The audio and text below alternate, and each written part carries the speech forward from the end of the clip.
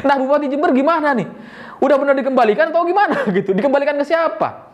Dan kalaupun benar ini dikembalikan, ya kenapa dikembalikan? Permasalahannya kan bukan itu. Permasalahannya adalah aturan ini kenapa ada?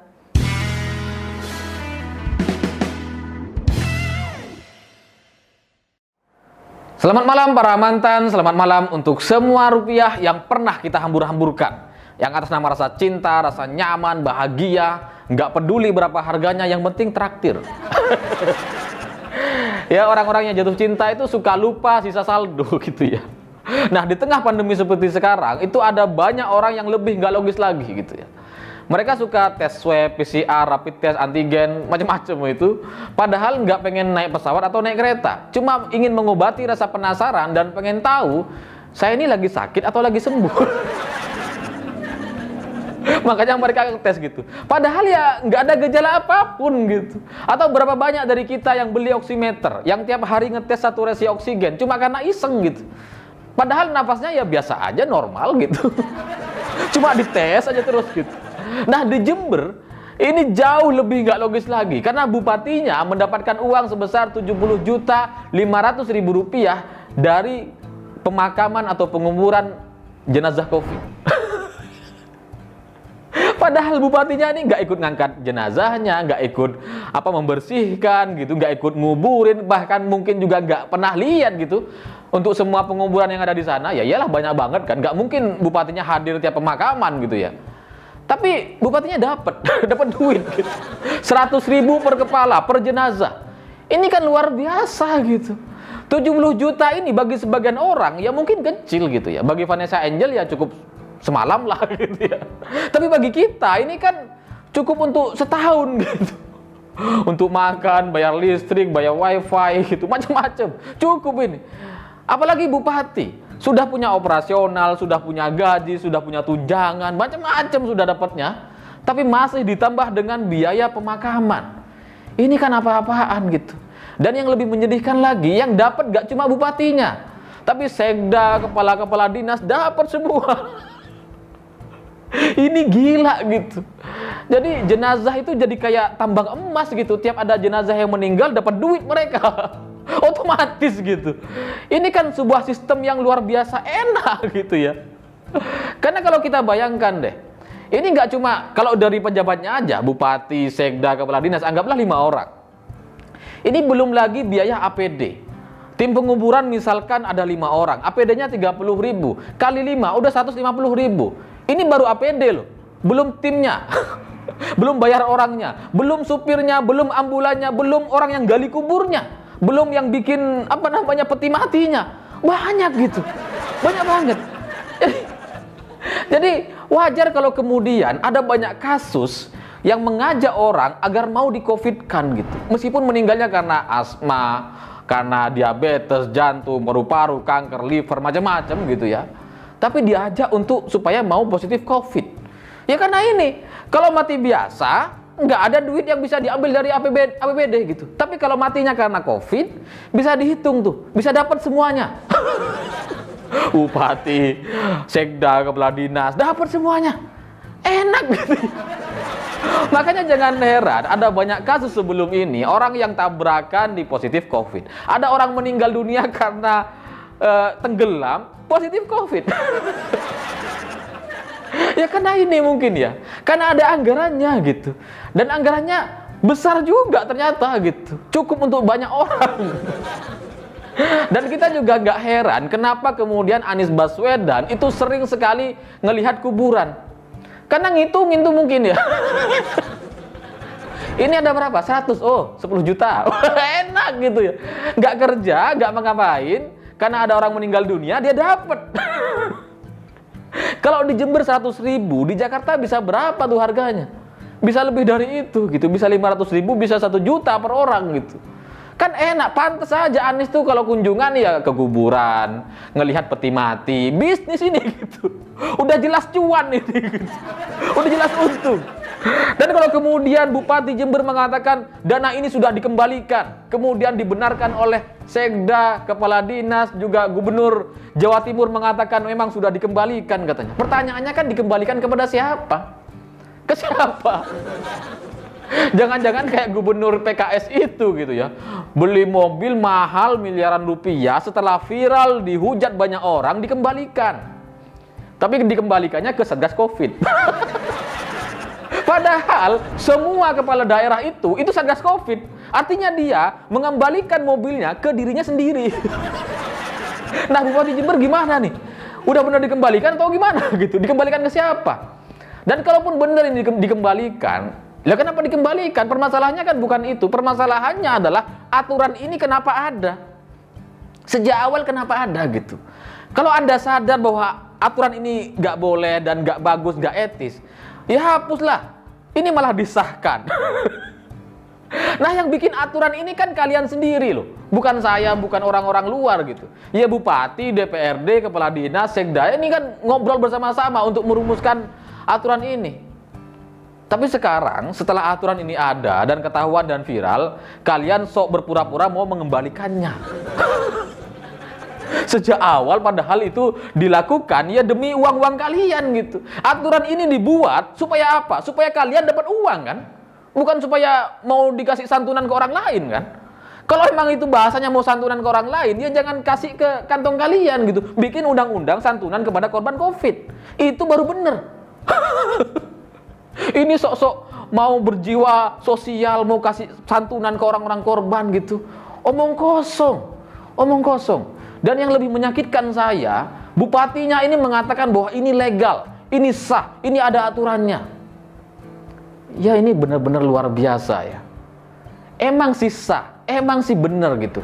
Kalau kamu yakin ini sah dan legal, kenapa dikembalikan? Terima aja lah gitu ya. Tapi kan Anda kembalikan, itu kan karena ada rasa bersalah di sana gitu. Dan legal ini, itu semua orang bisa bikin, semua kepala daerah bisa bikin. Dan legal itu belum tentu benar secara etika atau secara moral gitu. Ini malah kalian setelah menerima dan viral dibicarakan oleh banyak orang, bicara soal legal, bicara soal sah. Tapi ya saya maklum sih, untuk aturan yang menyenangkan semacam itu, ya siapa yang mau nolak gitu ya. Misalkan ada aturan nih, buat saya, tiba-tiba saya dapat misalkan anggaran 10 miliar per tahun, enggak lah, katakanlah 70 juta juga gitu ya. Ya pasti mau saya gitu, ngapain saya tolak gitu kan. Itu kan logika berpikirnya gitu ya. Jadi sampai di sini saya semakin meyakini bahwa semakin banyak orang yang merasa nyaman dengan WFH dan pandemi ini. Semakin banyak orang gitu. Kalau dulu saya hanya meyakini ada banyak orang yang senang WFH. Yang karena mereka nggak perlu ke kantor, nggak perlu buru-buru mandi, nggak perlu bangun pagi gitu ya, nggak perlu biaya operasional kantor, mereka cukup di rumah, WFH, depan laptop, udah dapat bayaran gaji full seperti biasa, maka mereka inginnya ya seperti ini terus gitu, pandemi terus nggak apa-apa. Nah sekarang terkonfirmasi lagi bahwa ada kepala daerah, banyak kepala daerah yang suka dengan kondisi ini. Karena apa? Karena enak. Karena ada banyak anggaran yang bisa ditambang dari data-data kematian atau positif COVID gitu. Makanya nggak heran daerah-daerah itu ada banyak yang zona merah, zona kuning. Tapi sebenarnya itu nggak relevan sama kenyataannya gitu. Nggak relevan. Misalkan seperti di Jawa Timur katakanlah, itu tiap jam 8 malam semua dimatikan. Toko-toko ditutup, restoran, warung semua tutup. Padahal apa gunanya? Nggak ada. Karena sebelum jam 8 malam, semua orang beraktivitas seperti biasa, nggak ada protokol kesehatan, omong kosong jaga jarak itu. Di daerah-daerah sejak Maret 2020, orang tetap Jumatan, orang tetap arisan, kondangan, tahlilan, berjalan seperti biasa, sekolah masuk, meskipun nggak pakai seragam. Pasar-pasar tetap ramai seperti biasa, orang yang pakai masker hanya hitungan jari gitu. Tapi di media, pemerintah hanya mengklaim bahwa zona merah, oh bahaya, oh darurat dan seterusnya. Ya cuma buat nambangin duit APBN kayaknya itu gitu ya. Kalau masyarakat pribadi di daerah ya biasa aja hidupnya, nggak ada gitu, nggak ada urusan sama zona-zona merah ini. Jadi wajar kalau kemudian akhirnya banyak orang berpikir bahwa banyak orang yang nggak mau lepas dari situasi pandemi seperti sekarang. Karena kalau orientasinya uang, semakin banyak orang meninggal, semakin banyak data-data yang bisa dikumpulkan karena positif COVID, maka otomatis semakin banyak uang yang bisa diambil. Itu kan faktanya. Maka jangan heran kalau data-data nasional itu naikkan tinggi, naik tinggi dan seterusnya. Jangan-jangan itu juga omong kosong semuanya gitu. Karena secara kematian nasional, menurut perbandingan dari tahun 2018, 19, 2020, 2021, sebelum dan setelah pandemi, itu nggak ada perubahan yang signifikan. Tidak ada. Normal seperti biasa. Kematiannya normal seperti biasa gitu. Jadi, dengan kondisi seperti sekarang, itu ada banyak orang yang ingin memanfaatkan situasi demi keuntungan pribadi. Nggak peduli masyarakat ini PPKM gitu ya. Usahanya susah, ditutup lebih cepat gitu. Mau pinjem duit ke bank nggak bisa, nggak peduli. Karena pejabatnya enak, dapat duit terus gitu. Ada orang meninggal, duit. Ada berapa orang meninggal? 30 orang, 3 juta. Enak banget gitu. Dan ini yang menjadi bobrok adalah, ini bukan cuma level bupati dan sekda atau kepala dinas, enggak. Tapi di level bawah-bawahnya, bahkan sampai penggali kuburnya, itu juga bermain gitu. Karena dapatnya banyak. Di Sidoarjo misalkan, ada penggali kubur dapat bonus 1,25 miliar. Itu dibagi 5 katanya. Jadi sekitar 250 juta per orang. Itu bonusnya loh. Bonus 7 bulan. Belum gajinya. Gajinya lain lagi, dibayar 2,5 juta. Pertanyaannya, pekerjaan macam apa yang bisa dapat bonus sebanyak itu di tengah pandemi seperti sekarang? Macam apa? Nggak ada. Kalau kemudian SJW bilang, kamu jangan sok bicara, kamu mau nggak jadi tim penggali kubur? Pertanyaannya bukan mau soal mau nggak mau, bukan. Pertanyaannya bisa nggak orang lain jadi tim penggali kubur? Karena ini KKN semua, ini kekeluargaan semua. Karena untuk masuk ke sana itu nggak semua orang bisa, bukan karena mereka butuh duit, enggak gitu. Karena ada unsur kekeluargaan, kenalan gitu ya. Baru tuh bisa jadi tim penggali kubur. Dapat semuanya. Happy semuanya gitu. Cuma sebagai rakyat biasa, sebagai rakyat jelata, saya kan suka jalan-jalan dan mendengar aspirasi orang dan dengerin cerita-cerita orang gitu ya. Sebenarnya di tengah pandemi seperti sekarang, yang paling dirugikan itu ya Pak Jokowi. Karena kepala daerah, kalau mereka diprotes sama warganya, mereka cuma bilang ini dari pemerintah pusat. Padahal aturan ini mereka sendiri yang buat. Sama kayak Jember itu. Emang aturannya dari mana? Mereka mau salahkan ke Kementerian Keuangan. Padahal nggak ada tuh aturan nggak gitu. Itu Perda. Jadi yang paling dirugikan dari kasus-kasus ini, semakin buruk citra atau kasus penanganan COVID, yang buruk ya Pak Jokowi, pemerintahan pusat. Kalau secara partai, PDI Perjuangan. Kalau di Madura, di Jawa Timur gitu ya, kan ada jam 8 malam dimatiin semua lampu itu. Tanya deh orang-orang yang di Jawa Timur atau di daerah-daerah di Madura atau dimanapun. Itu persepsi yang ada di kepala mereka, itu ingatnya kepada PKI. Dulu PKI juga kayak gini, dimatiin lampunya. Sekarang ini gara-gara PDIP katanya.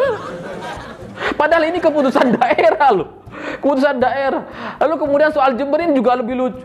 Misalkan PKS, itu memanfaatkan momentum, karena paham dia.